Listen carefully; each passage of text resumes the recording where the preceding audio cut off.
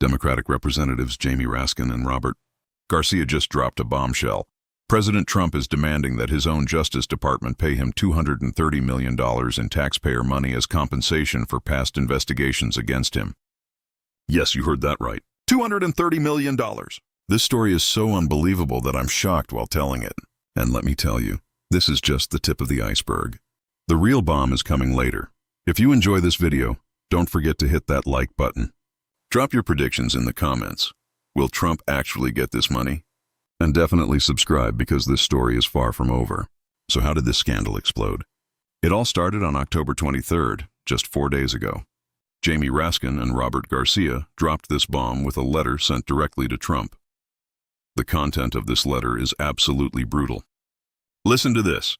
In remarks to the press this week, you described a blatantly illegal and unconstitutional effort to steal $230 million from the American people. Blatantly illegal. Unconstitutional. These words are being said about a sitting president. But here comes the even harder part. Your plan to have your obedient underlings at the Department of Justice instruct the U.S. Treasury to pay you, personally, hundreds of millions of dollars, especially at a time when most Americans are struggling to pay rent, put food on the table, and afford health care, is an outrageous and shocking attempt to shake down the American people. These words will go down in history, folks. But don't worry, we're just getting started, because the real story behind this letter goes much deeper. Let's meet the main characters of this drama. Because this isn't just politics, this is personal warfare. Jamie Raskin, Democratic representative from Maryland. But this guy isn't your ordinary politician. He's a constitutional law professor who served as lead prosecutor in impeachment trials. He's one of the architects behind the process to impeach Trump twice. Raskin knows Trump. He knows Trump's tactics. And now he's using his constitutional expertise to launch the biggest legal challenge against Trump. Robert Garcia from California. He's the ranking member of the House Oversight Committee. This man is an expert in government accountability. He's the guy who tracks how taxpayer money is being used. For Garcia, $230 million isn't just a number. It means money stolen from American taxpayers. And he's going to get that money back. Trump, on the other hand.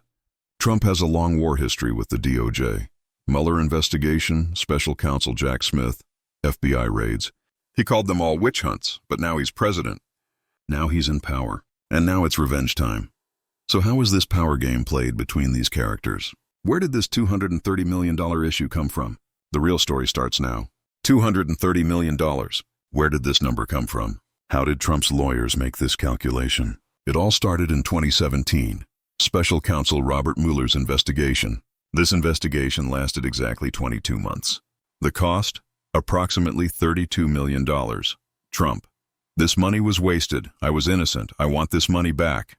Then came Jack Smith, appointed in 2022. Election interference and classified documents cases.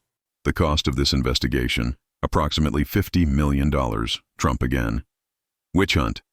This money was also wasted. But the real big money is in Trump's own legal fees. Throughout all these investigations, he paid millions of dollars in lawyer fees. Trump's logic. I came out innocent, so the government should pay my lawyer fees. Mueller investigation. $32 million Jack Smith. Investigation. $50 million Trump's legal fees. $100+ million other expenses. $40+ million total. $230 million. But folks, there's a problem here. How does a normal citizen make this kind of claim? There's the Federal Tort Claims Act, yes. But this is usually used for personal injury, property damage, stuff like that. For example, if a government vehicle hits you, you can make a claim through FTCA. But saying, you investigated me, this was unfair, give me my money back. This is a completely different league. And how is Trump doing this? This is where the real scandal begins. Now we're getting to the darkest part of the story. How is Trump planning to get this $230 million? There's an incredible conflict of interest here. Trump's former private attorneys are now in key positions at the DOJ. So the lawyers who previously provided legal services to Trump, who know his lawyer fees, who handled his cases, are now at the DOJ. And they're the ones who will evaluate Trump's claim. This, folks, is like instead of telling the judge, acquit me, you make the judge your own lawyer. The administrative claims process normally isn't transparent anyway. No public court hearings, no jury, no media scrutiny. Everything happens internally at DOJ, behind closed doors. Trump calculated this exactly. He knows he can't win this case in public court. But in an administrative process where his own people are, Raskin and Garcia say exactly this in their letter. If either of your claims had any merit, you could have taken them to court by now and litigated them publicly. You did not do that. Instead, you waited until you became president and installed your hand-picked loyalists at DOJ, knowing that you could instruct them to co-sign your demand notes in secret behind closed doors, and then you could present the notes to the U.S. Treasury for cold, hard cash, courtesy of the American taxpayer. That isn't justice. It is theft. Theft. They're calling it theft. They're calling a sitting president a thief. But the story gets even deeper. This is perhaps the most important part of the story, because this isn't just a money issue. This is a constitutional crisis. There's a clause in Article 2, Section 1 of the U.S. Constitution, the Domestic Emoluments Clause.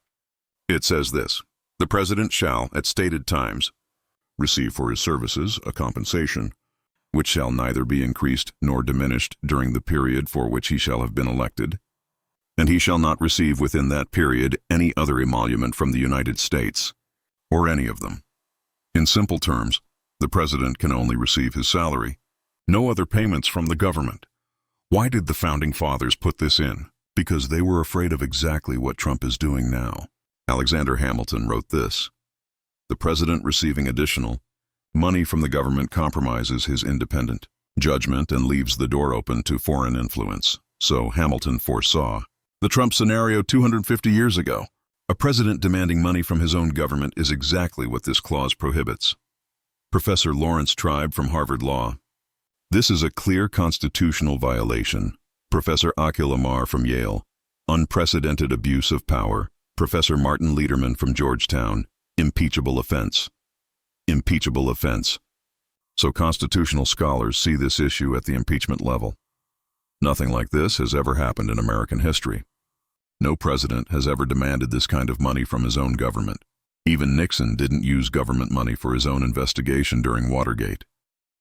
Even Clinton didn't ask for taxpayer money back during the Monica Lewinsky scandal. Trump is literally in unprecedented territory. And now what are the Republicans saying? The Republican Party is now in an impossible situation. Party loyalty or constitutional principles? When House Speaker Mike Johnson was asked, "I haven't had time to get the details. It's still on my list of things to do." Time to get details? This is $230 million, a constitutional crisis, and you can't find the time? Johnson is clearly uncomfortable. He doesn't want to touch this issue because it's a lose-lose situation both ways. North Carolina Senator Tom Tillis at least was honest. The president is in a difficult position, and the request has terrible optics. Terrible optics. Even a Republican senator admits it looks bad optically. Ted Cruz: no comment. Ron DeSantis: no statement. Marco Rubio declined to answer. Mitch McConnell: no response. Interesting. These politicians who normally have opinions on everything are suddenly quiet. Private conversations within the Republican Party are very different. Sources say many GOP members are privately concerned, but they feel they have to support publicly. This silence isn't sustainable. Because pressure is mounting, media attention is growing, and Democrats are in full attack mode.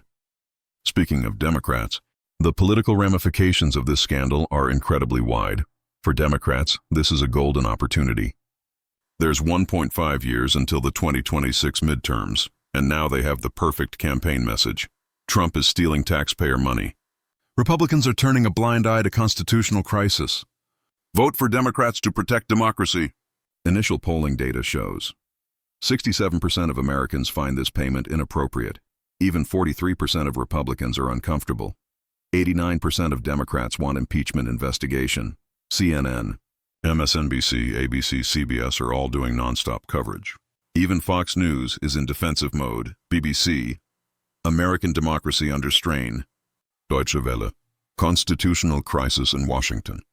Al Jazeera, Trump tests limits of presidential power. International allies are worried. The stability of America's democratic institutions is under question. Wall Street is nervous. Constitutional crisis creates economic uncertainty, dollar weakening, markets volatile, and all of this has just begun. Folks, this isn't the end of the story. It's the beginning. What's going to happen in the coming weeks? Congressional hearings. Raskin and Garcia will organize formal hearings. Document requests. DOJ internal communications will be subpoenaed. Legal challenges. Constitutional lawyers will go to court. Ethics investigations. Multiple ethics complaints will be filed. This case could eventually go to the Supreme Court. Constitutional interpretation is needed. And this is a SCOTUS-level issue. But remember, there are 3 justices on the Supreme Court appointed by Trump. Conflict of interest again. Scenario 1, Trump backs down, withdraws the claim. Scenario 2, DOJ rejects claim. Constitutional crisis deepens. Scenario 3, payment is made. Impeachment proceedings begin. Scenario 4, Supreme Court intervenes. Constitutional precedent is set. Whatever scenario plays out, American democracy is being tested. This isn't just about $230 million. This is about the limits of presidential power. This is about democracy's guardrails. This is about how strong the Constitution is. The Founding Fathers foresaw this situation and put in the Domestic Emoluments Clause. Now we'll see how effective this protection is. In the next video, I'll give you exclusive inside information. Sources from inside the DOJ, congressional insiders, private conversations of constitutional experts, and I have another bomb. Trump apparently has other secret financial arrangements beyond this $230 million. That story next week. If you liked this video, don't forget to hit the like button. Tell me in the comments, will Trump get this money? Is there a constitutional crisis? Don't forget to subscribe and turn on notification bell because this story is developing. New developments are happening every day.